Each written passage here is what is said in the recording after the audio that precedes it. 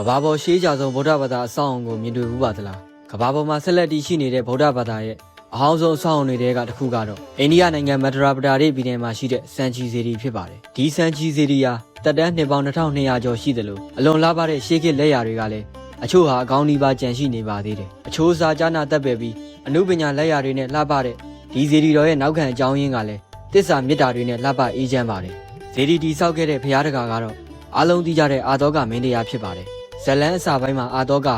အေးစေးတည်ငြိမ်ပြီးအကြံကြီးတဲ့မင်းသားတစ်ပါးဖြစ်ခဲ့ပါတယ်သူ့ရဲ့အိမ်နှိမ့်ဆန်မင်းသားဘဝအိန္ဒိယအလဲပိုင်းဥဇေနီမျိုးရဲ့တာဝန်ခံအုပ်ချုပ်ရေးမှုဘဝမှာဝိရိတာမျိုးသူတူနဲ့ချစ်ကြိုက်ခဲ့ပြီးအကြောင်းပါခဲ့ပါတယ်သူမအမိကတော့ဝိရိတာဒေဝီပါ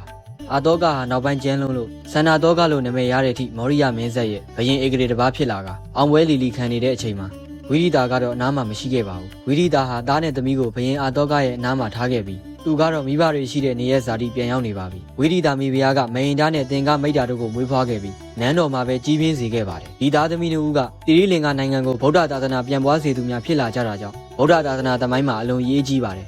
အာသောကမင်းတရားဟာဘရင်ဧကရေဖြစ်ပြီးစီးစိမ်ချမ်းရန်ဗိသိက်ခံမိဖုရားအခြေရန်တွေဝိုင်းဝိုင်းလဲခဲ့ပေမဲ့သူ့ငယ်ချစ်ဝိရိတာကိုတော့မမေ့ခဲ့ပါဘူးသူဟာဘရင်ဧကရေဘဝနဲ့ဝိရိတာရှိရာကိုအရောက်သွားခဲ့ပြီးတွေ့ဆုံခဲ့ပါတယ်အာသောကဟာအေဂျင့်တီငိန်စွာတရားဓမ္မနဲ့ဘဝကိုဖျက်ဆီးနေထိုင်တဲ့ဝိရိတာကိုမြင်တွေ့ရတဲ့အခါရှုပ်ထွေးပူလောင်တဲ့နန်းတော်ပတ်ဝန်းကျင်နဲ့ဆွဲမသွင်းတော့ပဲချစ်သူစိတ်တိုင်းကြဇေဒီတော်တစုကိုတာယာတဲ့ဥယျာဉ်တောင်ကုန်းတစ်ခုပေါ်မှာလှပဆုံးတိဆောက်ပေးခဲ့ပါတယ်တိဆောက်တဲ့အခါအချိုးကြပြီးထူးခြားလှပတဲ့ဇေဒီတော်ထဲမှာဗုဒ္ဓဓာတ်တော်တွေကိုထည့်သွင်းပူဇော်ပါတယ်ဓာတ်တော်တွေစုပေါင်းထားလို့ဒေသစကားနဲ့စံချီလို့ခေါ်တာကိုလည်းသိရပါတယ်ဇေဒီကိုခြံရံပြီးလက်ရမြောက်တဲ့မုတ်ဦးတိုင်းတွေရဟန်းတန်ဃာတွေနေထိုင်မဲ့ကျောင်းသင်ခန်းတွေကိုလည်းတိဆောက်ပါတယ်အဲ့ဒီမှာထူးခြားတာကမုတ်တိုင်းတွေရဲ့ဗုဒ္ဓဝင်ဇန်နိဘက်ရုပ်လုံးတွေကဗုဒ္ဓနေရာမှာတော့ဗုဒ္ဓအစာညောင်မင်းပုံစัจ जा ပုံတို့ကိုသာတရုပ်ဖော်ထိန်းထူထားတာဖြစ်ပါတယ်ဒီဇန်နိဘက်ရုပ်လုံးတွေဟာယခုခေတ်လူတွေစံပြုမှတ်သားရတဲ့ရှစ်နှစ်2000ကျော်ကဝေစားစင်ပုံတွေဖြစ်ပါတယ်စန်ချီစေတီကိုအာသောကမင်းကြီးက BC 300စုမှာစတင်တည်ဆောက်ခဲ့လို့ယနေ့2025ဝန်းကျင်နဲ့နှိုင်းယှဉ်ရင်ခန့်မှန်း2285နှစ်ခန့်ရှိပြီလို့ဆိုကြပါတယ်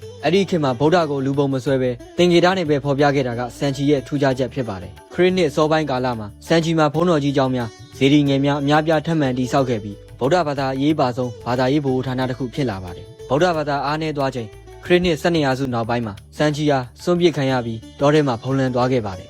ခရစ်နှစ်19ရာစု1818ခုနှစ်မှာအင်္ဂလိပ်အရာရှိတဦးကစန်ချီကိုပြန်လည်တွေးရှိပြီးသုတေသနပညာရှင်များကပြုပြင်ထိန်းသိမ်းမှုများလှုပ်ဆောင်ပြီးဇေဒီကိုမူလပုံစံနဲ့အနည်းဆုံးပြန်လည်ထိန်းသိမ်းနိုင်ခဲ့ပါတယ်ယနေ့ခေတ် UNESCO ကမ္ဘာ့အမွေအနှစ် Heritage Site ကို1989ခုနှစ်မှာအတိအမှတ်ပြုခဲ့ပါတယ်စန်ချီစေတီဟာကမ္ဘာဗုဒ္ဓဘာသာအဆောက်အဦထဲမှာအဟောင်းဆုံးပြေဝကျန်ရှိနေတဲ့စေတီဖြစ်ပြီးဗုဒ္ဓဘာသာအစောပိုင်းနုပညာကိုနားလည်ဖို့အရေးကြီးဆုံးနေရာနဲ့ဗုဒ္ဓကိုသင်္ကေတဖြစ်ပဲဖော်ပြတဲ့နုပညာပုံစံကိုမြင်တွေ့နိုင်တဲ့နေရာဖြစ်လို့တွားရောက်ဖူးမြော်သင့်ပါတယ်အဆုံးထိကြည့်ရှုနားထောင်ပေးလို့ကျေးဇူးတင်ပါတယ်ခင်ဗျာ